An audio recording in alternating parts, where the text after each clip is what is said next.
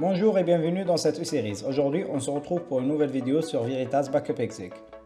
Nous allons voir comment on peut restaurer une machine sauvegardée avec la méthode SDR, Simplified Disaster Recovery. Donc, après avoir fait une sauvegarde de notre machine Windows avec la méthode SDR, nous pouvons par la suite utiliser le fichier SDR ISO pour restaurer notre machine en suivant les étapes qu'on va montrer dans cette vidéo. Sans attendre, passons à la configuration. Après avoir mis le fichier de sauvegarde ISO sur un CD DVD ou un disque bootable, nous pouvons l'injecter sur la machine à restaurer.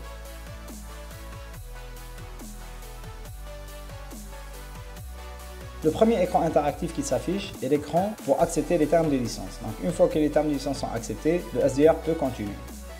Maintenant, dans l'onglet récupération, nous allons choisir récupérer cet ordinateur. Si vous vous connectez à un serveur Remote Backup Exec, vous pouvez choisir l'option pour démarrer les services de mise en réseau. Juste une remarque par rapport à ça, si les services de démarrage de mise en réseau ne démarrent pas, vous pouvez utiliser l'option de menu utilitaire et sélectionner charger un pilote. Dans le deuxième cas, si le serveur en cours de récupération contient le périphérique de sauvegarde localement, vous pouvez choisir l'option « Les données se trouvent sur des périphériques connectés localement à cet ordinateur ». Pour notre cas, nous allons choisir la première option.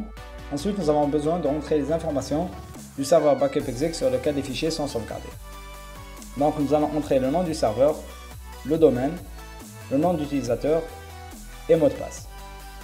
L'adaptateur réseau peut être configuré ou des pilotes ajoutés si nécessaire, bien sûr. Maintenant, nous allons passer à la partie où nous allons sélectionner le serveur et le moment à récupérer et on clique sur suivant. L'écran suivant affiche la disposition du volume d'origine de serveur qui a été sauvegardé.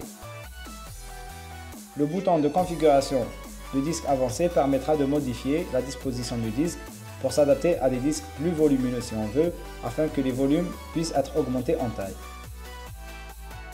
Maintenant, nous pouvons voir le résumé de la récupération qui s'affiche. On clique sur récupération pour démarrer la récupération.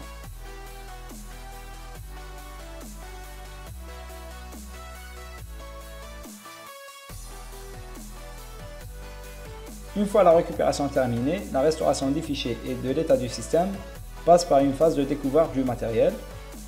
Après cela, les journaux Hardware et Recover peuvent être consultés comme indiqué dans cette fenêtre. Il y a d'autres journaux créés ainsi.